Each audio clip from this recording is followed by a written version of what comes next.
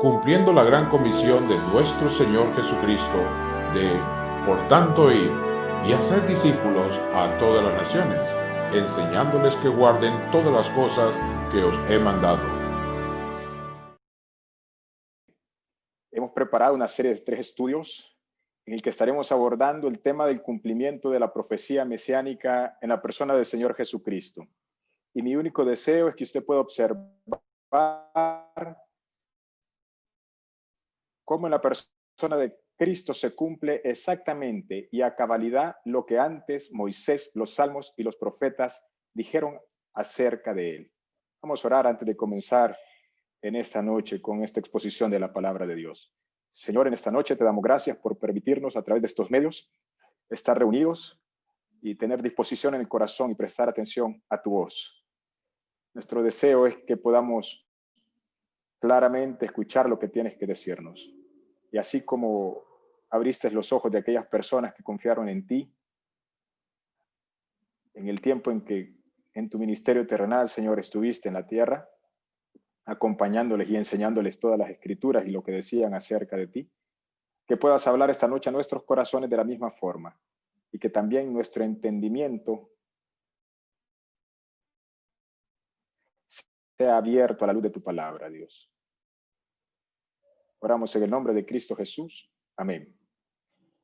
Cuando el apóstol Pablo escribe la carta a los Gálatas, en el capítulo 4, versículo 4, hace la siguiente declaración con respecto al Señor Jesucristo.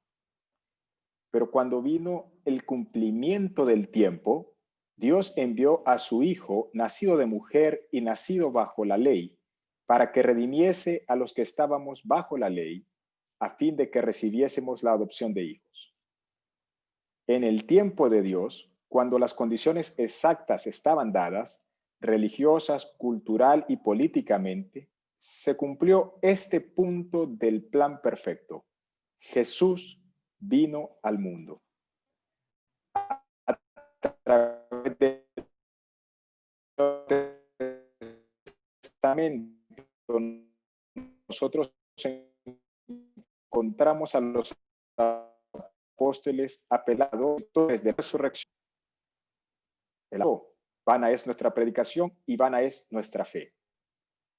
El segundo es el cumplimiento de la profecía mesiánica. Cristo es quien dice ser, y los creyentes no debemos tener ninguna duda con respecto a este punto. Si una persona se hace llamar cristiano o creyente, pero duda acerca de quién el Señor Jesucristo es, entonces esa persona no ha conocido siquiera de qué se trata el cristianismo. Quiero que me acompañen en sus Biblias al relato que encontramos en el Evangelio de Lucas, capítulo 24. Y nos vamos a encontrar aquí a dos personas después de la crucifixión y resurrección del Señor que iban caminando y discutiendo acerca de un tema muy particular. Lucas capítulo 24, versículo 13 dice, y he aquí dos de ellos, llamada Emaús, que estaba a 60 estadios de Jerusalén, e iban hablando entre sí todas aquellas cosas que habían acontecido. Sucedió que mientras hablaban y discutían entre sí, Jesús mismo se acercó y caminaba con ellos, y les dijo, ¿qué pláticas son estas que tenéis entre vosotros mientras camináis? ¿Y por qué estáis tristes? Respondiendo uno de ellos, que se llamaba Cleofas, le dijo, ¿eres tú el único forastero en Jerusalén que no ha sabido las cosas que en ella han acontecido en estos días? Entonces él les dijo, ¿qué cosas? Y ellos dijeron, de Jesús Nazareno, que fue varón profeta, poderoso en obra y palabra delante de Dios y de todo el pueblo, y cómo le entregaron los principales sacerdotes y nuestros gobernantes a sentencia de muerte y le crucificaron. Pero nosotros esperábamos que era él que había de redimir a Israel. Y ahora, además de todo esto, hoy ya es el tercer día que esto ha acontecido.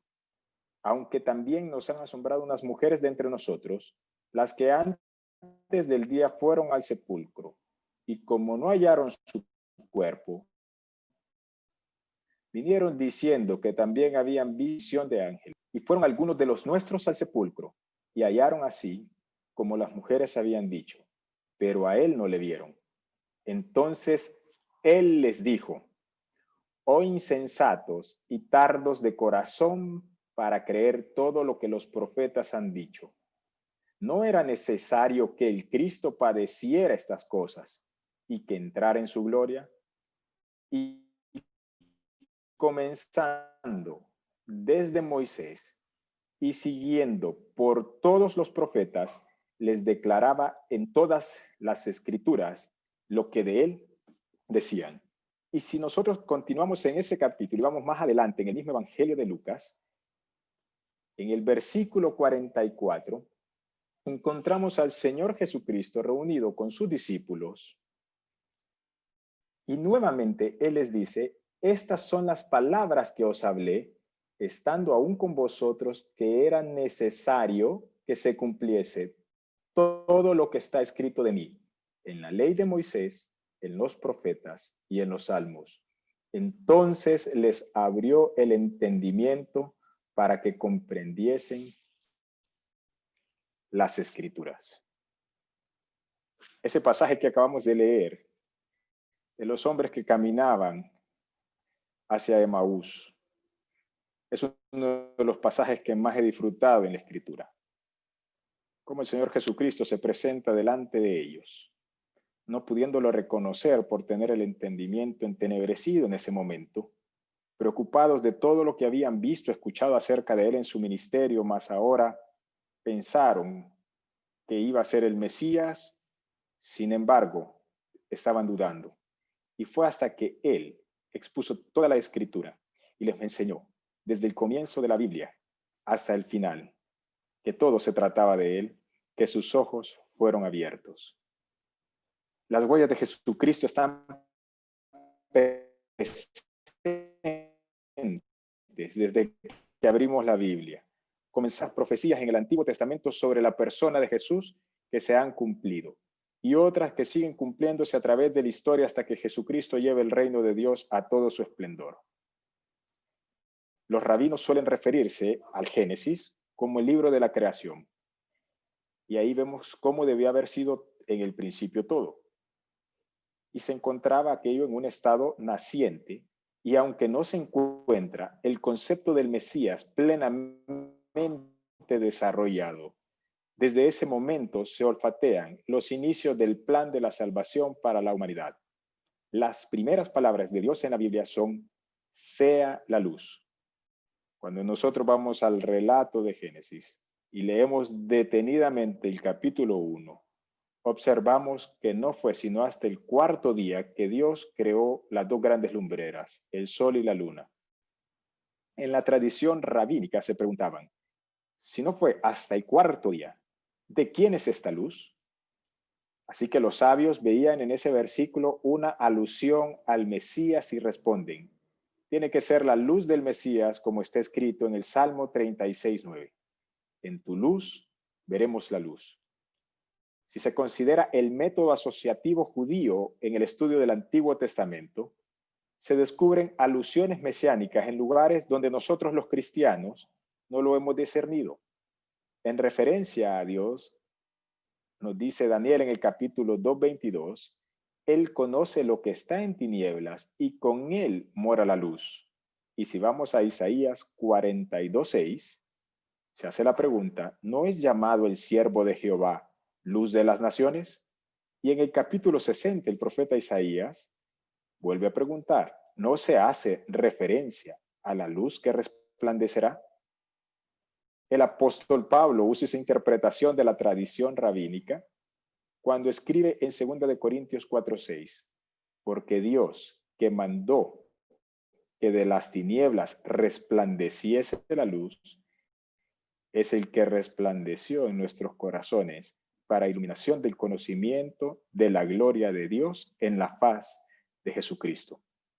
Y el mismo Señor Jesucristo se refiere a él como la luz del mundo, prometiendo a quien le siguiere no andar en tinieblas, sino que tendrá la luz de la vida.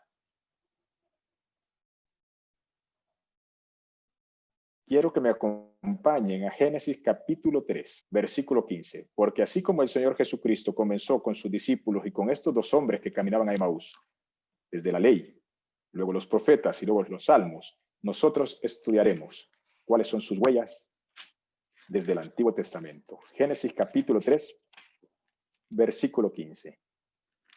Ese versículo que encontramos aquí es llamado por los estudiosos el protoevangelio, que literalmente quiere decir el primer evangelio.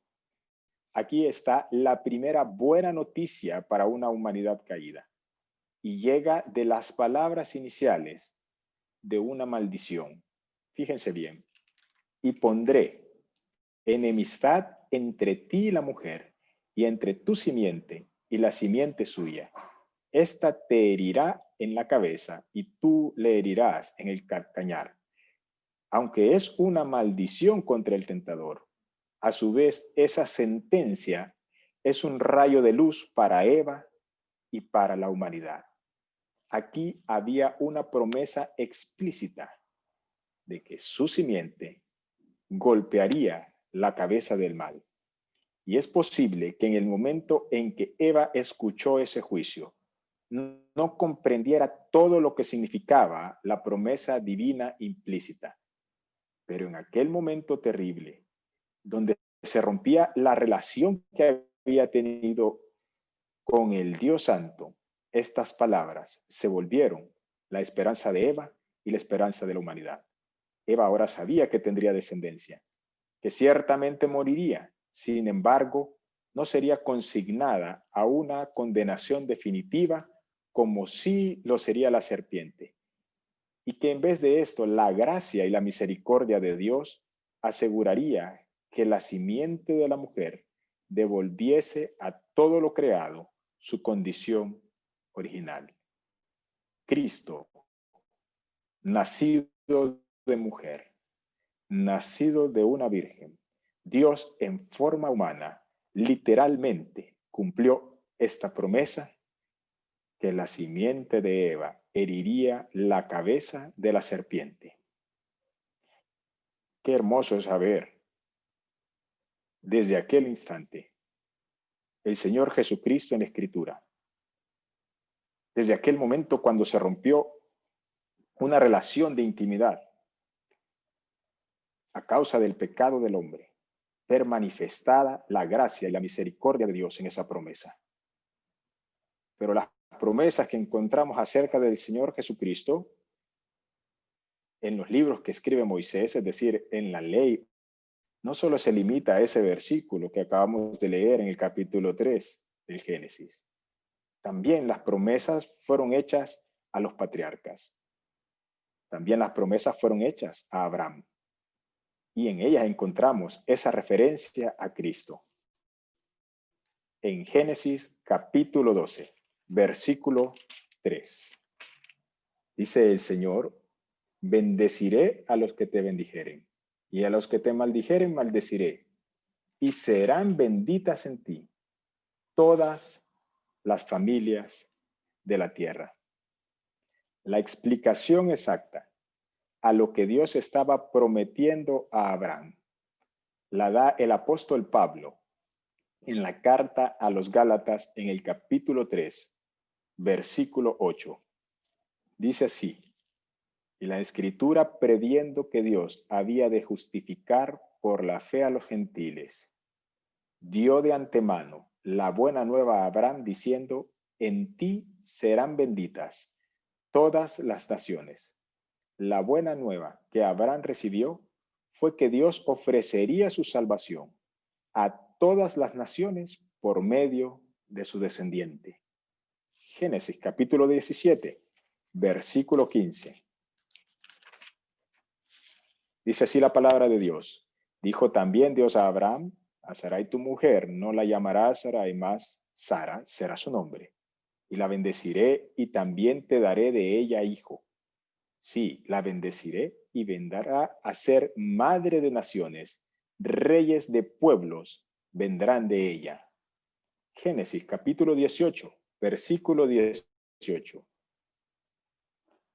Habiendo de ser Abraham una nación grande y fuerte, y habiendo de ser benditas en él todas las naciones de la tierra. Génesis capítulo 22, versículo 18. En tu simiente serán benditas todas las naciones de la tierra por cuanto obedeciste mi voz. Así que encontramos al Señor Jesucristo no solo en la promesa que Dios le dio a Eva, sino también en las promesas que fueron hechas a Abraham. Ahora veamos la profecía mesiánica en las palabras de Jacob en el capítulo 49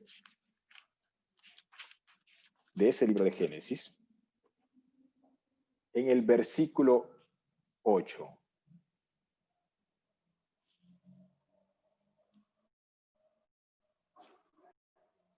Judá, te alabarán tus hermanos, tu mano en la cerviz de tus enemigos, los hijos de tu padre se inclinarán a ti.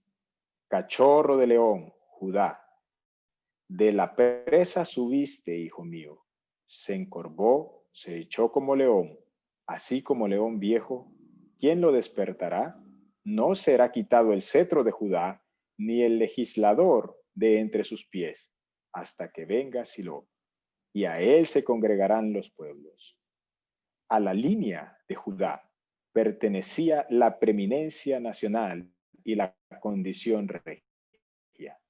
Y de esa línea son los reyes David y Salomón y su dinastía.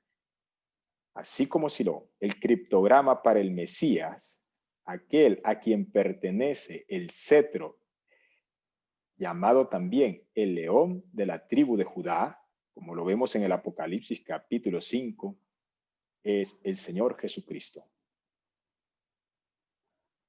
¿Recibió Moisés una promesa relacionada con el Mesías? Cristo, en la promesa de un profeta como Moisés, Deuteronomio capítulo 18, versículos 15 y 18. Dice así: profeta de en medio de ti, de tus hermanos como yo, te levantará Jehová tu Dios, a él oiréis, conforme a todo lo que pediste a Jehová tu Dios en Horeb el día de la asamblea, diciendo: no vuelva yo a oír la voz de Jehová mi Dios, ni vea yo más este gran fuego para que no muera. Y Jehová me dijo: han hablado bien en lo que han dicho. Profeta les levantaré de en medio de sus hermanos como tú, y pondré mis palabras en su boca, y él les hablará todo lo que yo les mandare. Al referirse a un profeta, encontramos énfasis en un pronombre singular. Eso significa un profeta definitivo. Al cierre del libro de Deuteronomio, encontramos que nunca más en la historia del Antiguo Testamento se levantaría otro profeta como Moisés, hasta que aparece en la escena Juan el Bautista, y después de Juan, uno mayor que Moisés y que el mismo Juan, Jesucristo.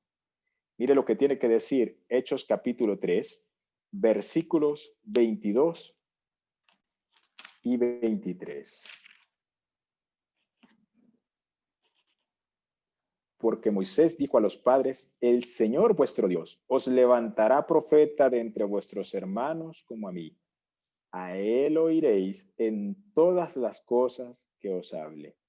Y toda alma que no oiga a aquel profeta será desarraigada del pueblo. ¿No le parece maravilloso que desde el Antiguo Testamento el Señor nos está mostrando su misericordia y su promesa de un Mesías que había de liberarnos, de un Mesías que había de ser profeta para su pueblo, de un Mesías que iba a ser rey para su pueblo, pero también el libertador de su pueblo. Y no solo de su pueblo, sino como Dios dice a Abraham, una promesa para todas las naciones. Pero no solo Moisés profetiza acerca del Mesías.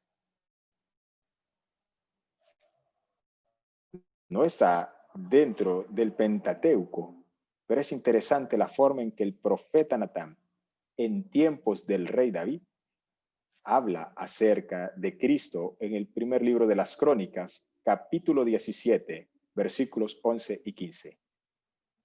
Del 11 al 15. Y cuando tus días sean cumplidos para irte con tus padres, levantaré descendencia después de ti, a uno de entre tus hijos, y afirmaré su reino. Él me edificará casa, y yo confirmaré su trono eternamente. Yo le seré por padre, y él me será por hijo, y no quitaré de él mi misericordia, como la quité de aquel que fue antes de ti, sino que lo confirmaré en mi casa y en mi reino eternamente, y su trono será firme para siempre. Conforme a todas estas palabras y conforme a toda esta visión, así habló Natán y David. El alcance de esta profecía iba más allá de la promesa de un rey que temporalmente se sentaría en el trono de Israel, Salomón, a quien Dios supervisaría como un padre amoroso con la respectiva corrección, disciplina y misericordia. Esa profecía tiene un alcance más sublime. Se refiere a un hijo de David de otra naturaleza, un hijo que regiría un reino que se establecería para siempre. La frase, yo le seré por padre y él me será por hijo, se refiere a que ese rey tendría el mismo carácter del padre, es decir, su misma esencia. Sería Dios. Veamos qué tienen que decir ahora los profetas acerca del Mesías. La profecía mesiánica tiene por su magno objeto el glorioso reinado de Dios entre los hombres, el consiguiente derrocamiento del mal y la exaltación y bienaventuranza de un pueblo que obedece y que ama la justicia. Este género de profecía constituye un aspecto especial de la revelación profética del Antiguo Testamento y parece bajo dos formas. La primera es una representación impersonal de un futuro reino de poder y de justicia, en la cual la humanidad alcanza su mayor bien. Y la segunda es el anuncio de una persona, el ungido o Mesías, con quien se relaciona todo triunfo y la gloria. La profecía mesiánica contemplada como parte del propósito y plan divino de la redención aparece como una serie progresiva de revelaciones especiales desarrollándose gradualmente en más y más claridad a medida que transcurren los siglos. Todos los profetas, mayores y menores, anunciaron pequeños detalles sobre el ministerio de Jesús en la tierra. Por ejemplo, el profeta Miqueas, con mucha precisión, menciona el lugar de nacimiento del Señor, en Belén o la casa del pan. Zacarías nos hace reflexionar lo significante de mencionar el precio pagado a Judas por entregar al maestro a las autoridades judías, 30 piezas de plata o el pago por un esclavo, dejando entender la importancia del hecho, que Jesús murió llevando consigo todos los pecados del mundo. Isaías es reconocido como el profeta evangélico por su abundante mensaje mesiánico. Las referencias de Jesucristo se encuentran entrelazadas entre las exhortaciones fuertes a Israel por su precaria situación espiritual. Desde su comienzo, su autor se dirige a Israel llamándola una nación pecadora y un pueblo cargado de maldad. En ese ambiente, muy fértil para introducir al único que puede perdonar pecados, el profeta anuncia el nacimiento y reinado universal de Jesucristo.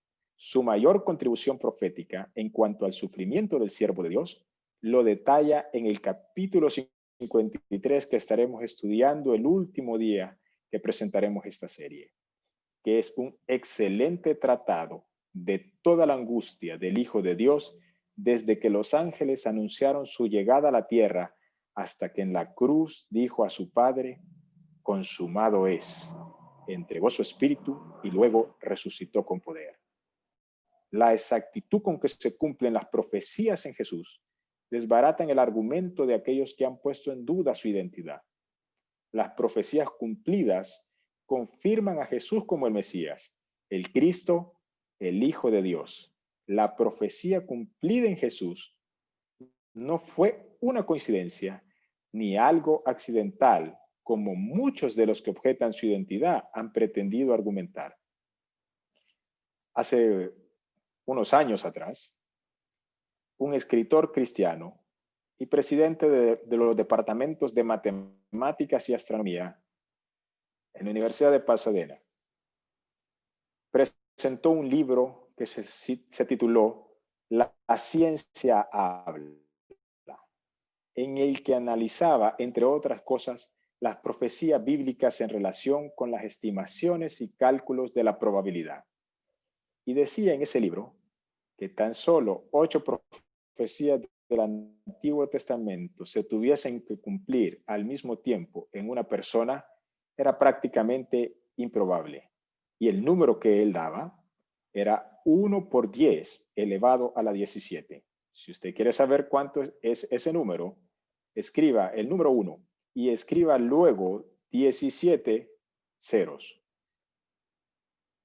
Esa es una pequeña muestra de cuán tan poco probable es que, por casualidad, Jesucristo fuese quien decía ser. Y es una confirmación de que Jesucristo en realidad es quien dice ser tan solo con 8 profecías. Se imagina si hubiesen hecho el cálculo de probabilidades de las más de 400 profecías que encontramos a través de la Escritura acerca del Señor Jesucristo.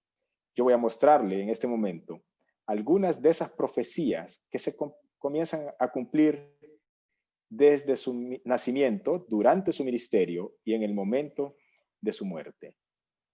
Miqueas, capítulo 5, versículo 1, el lugar de su nacimiento. Y tú, Belén Efrata, tan pequeña entre los clanes de Judá, de ti me nacerá el que debe gobernar a Israel. Sus orígenes se remontan al pasado, a un tiempo inmemorial. En Mateo capítulo 2, versículo 1, encontramos, cuando nació Jesús en Belén de Judea, bajo el reinado de Herodes, unos magos de Oriente se presentaron en Jerusalén. Una profecía más relacionada a su nacimiento. Nacido de una virgen. Isaías capítulo 7, versículo 14. Por tanto, el Señor mismo os dará señal.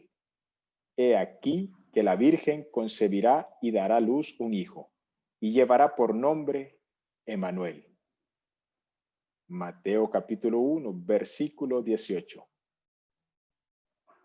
El nacimiento de Jesucristo fue así.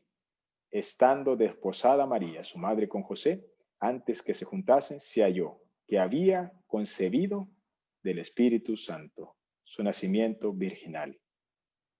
Una profecía más relacionada a su nacimiento. La matanza de los niños en Belén.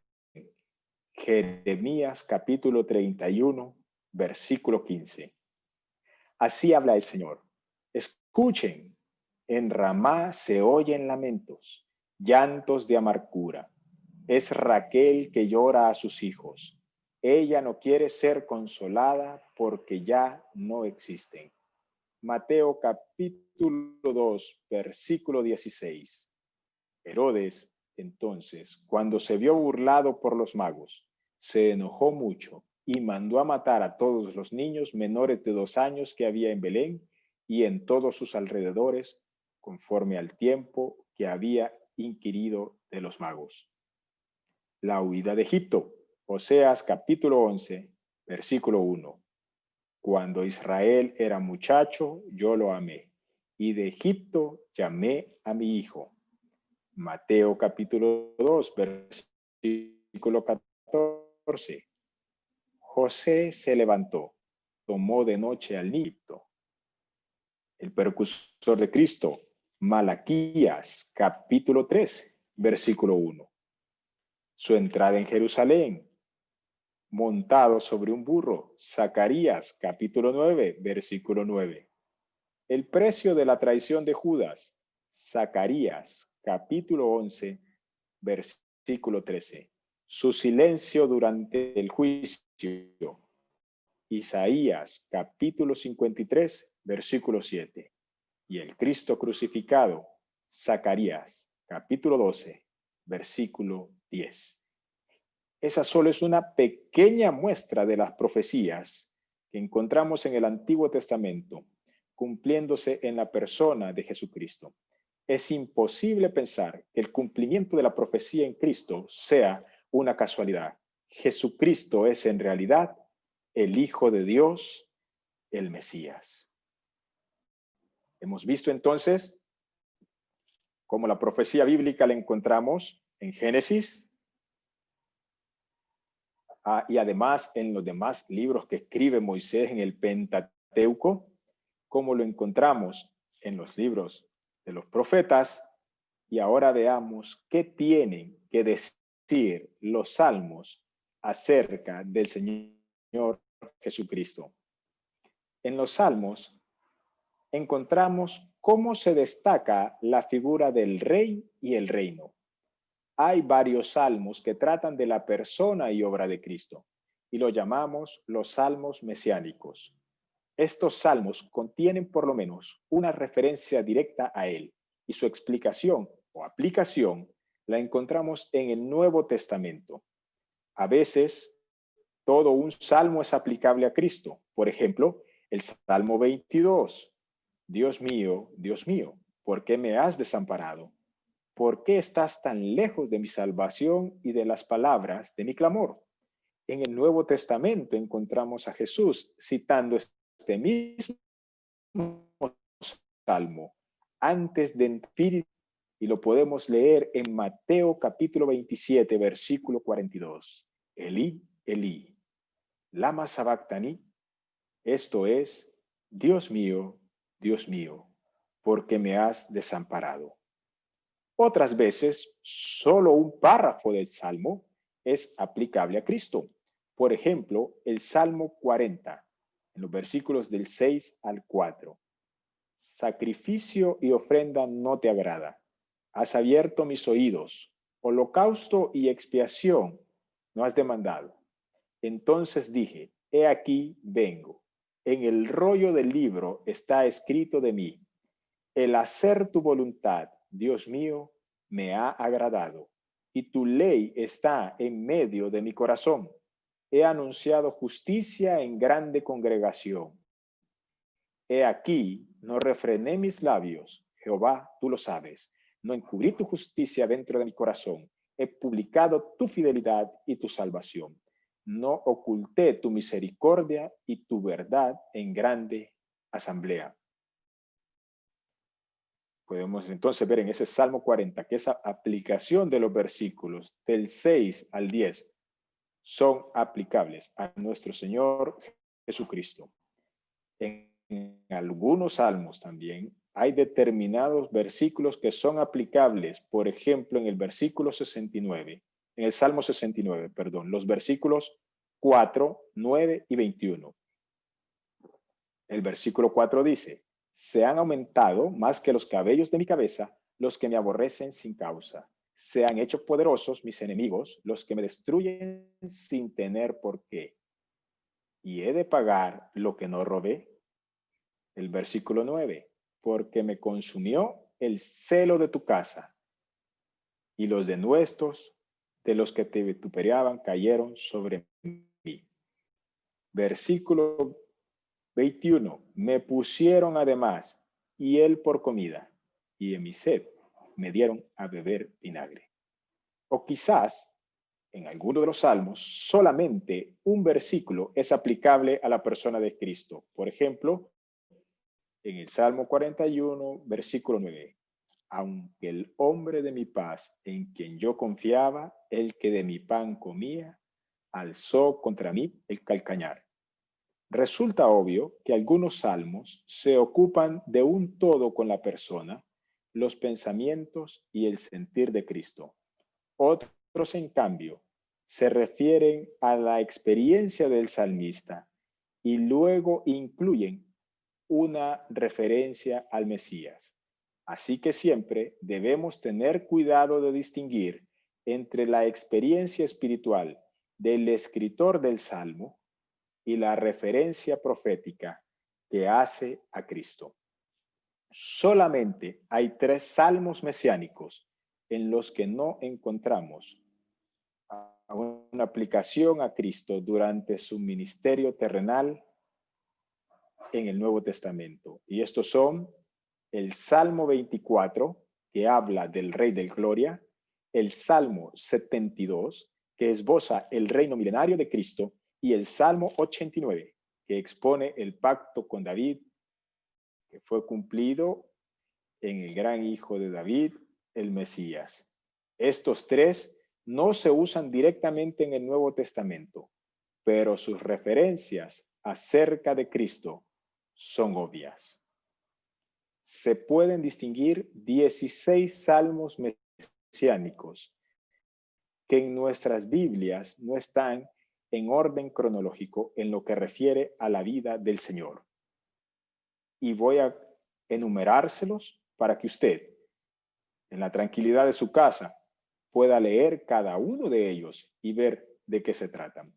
El Salmo 2 es un salmo referente a la gloria del Hijo.